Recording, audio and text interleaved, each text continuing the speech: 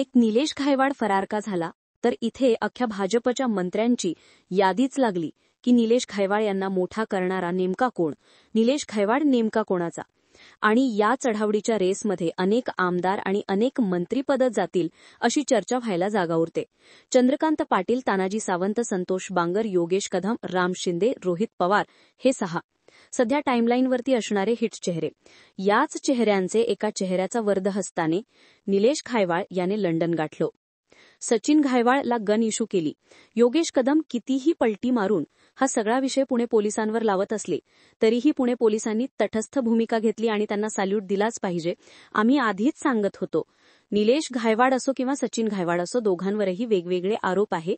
सचिन घायवाळवरती खंडणी, वसुली, खून यांसारखे अनेक गुन्हे दाखल आहेत आणि त्यामुळेच आम्ही त्यांना गन इश्यू करण्यासाठी नकार दिला होता. मात्र त्यांनी त्यांची पावर दाखवली, मंत्रालयात दुसरा मजला गाठला. योगेश कदम यांनी आपली पावर दाखवली आणि निलेश घायवाळ याचा भाऊ सचिन घायवाळ याला गन इश्यू केली. तो सचिन घायवाळही फरार आहे.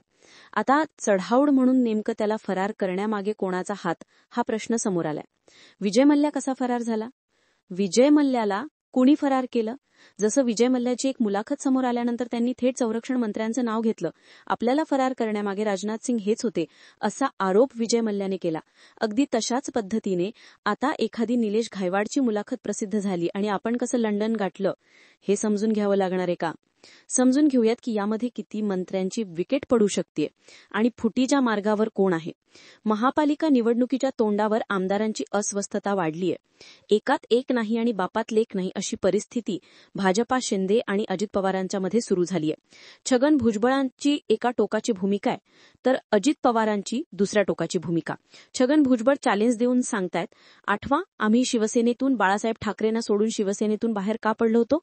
मी जे म्हणेल ते मान्य झालं नाही तर मी पक्ष सोडण्याचा निर्णय घेतो. थोडक्यात भुजबळांनी अजित पवार मी तुम्हाला सोडू शकतो, माझा कोणी बाप नाही हे सांगण्याचा प्रयत्न भुजबळांनी केला. एक चेहरा झाला. दुसरा चेहरा समोर येतो तो म्हणजे चंद्रकांत पाटील यांचा. चंद्रकांत पाटील काही भाजपातून बाहेर पडणार नाही, मात्र चंद्रकांत पाटील सध्या पुण्याच्या राजकारणामध्ये जम बसविण्याचा प्रयत्न करतायत आणि चंद्रकांत पाटील थेट अजित पवारांना थरड देण्याचा प्रयत्न करतायत. स्वतःची ताकद तिथे आजमवण्याचा प्रयत्न करतायत आणि त्यासाठी निलेश घायवाडसारखे गुंड हाताशी धरले आहेत का असा प्रश्न तयार होतो आणि त्यामुळे अजित पवार विरुद्ध चंद्रकांत पाटील हा सुरू झालेला वार निवडणुकांच्या तोंडावर दोघांपैकी एकाला फुटण्यास भाग पाडेल. सत्तेतेकीतूनच एकमेकांच्या विरोधात काम करतील. पुढे जाऊन सगळ्यात महत्वाचं नाव समोर येतं ते म्हणजे धनंजय मुंडे यांचं. आता हा विरोधी पक्षातील भाग असला तरी सुद्धा धनंजय मुंडे पुढे जाऊन अनेक राजकीय चाली खेळतील हे स्पष्ट आणि स्पष्टपणे दिसून येते. आता छगन भुजबळ झाले, आता समोर येतात पंकजा मुंडे. पंकजा मुंडे की धनंजय मुंडे हा प्रश्न तयार असताना पंकजा मुंडे आपल्या वडिलांचा हा पक्ष असल्यामुळे कधीही बाहेर पडणार नाही.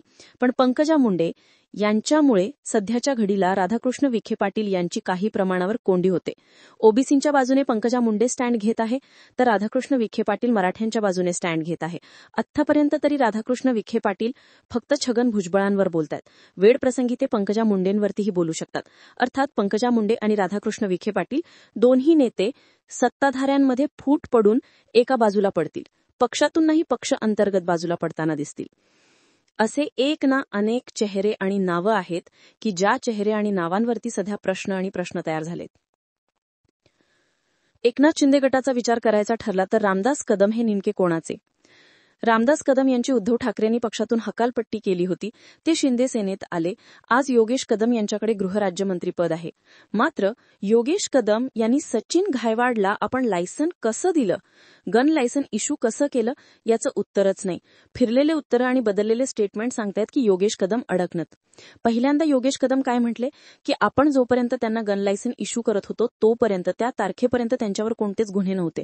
आता योगेश कदम काय म्हणतात की पुणे पोलिसांनी आम्हाला अशी कुठलीही गोष्ट सांगितली नव्हती आणि जे काही सचिन घायवाडला लायसन इश्यू केले गेले आहे त्या कागदपत्रांवर पुणे पोलिसांची सही आहे. पुणे पोलीस म्हणतात नाही, ती फाईल अजूनही तशीच पोलीस स्टेशनला पडून आहे. योगेश कदम यांना सुरुवातीची सारवासारव जाणवली नाही.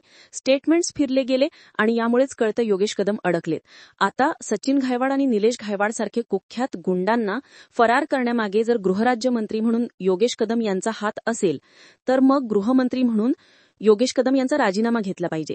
शिंदे गटात राहिलो म्हणून आपला राजीनामा पडला, हे नॅरेटिव्ह सेट होईल, पण हे योगेश कदम भाजपात जातील, असे एक ना अनेक चेहरे आहेत जे अंतर्गत फुटीमुळे फुटतील. कारण अजित पवार, एकनाथ शिंदे, देवेंद्र फडणवीस यांच्यामध्ये ताळमेळ नाहीये. तीनही पक्षांमध्ये प्रचंड अस्वस्थता आहे.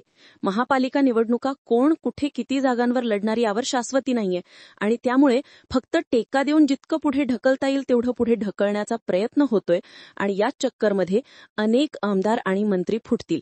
याबाबत तुम्हाला काय वाटतं ते कमेंट सेक्शनमध्ये जरूर व्यक्त व्हा.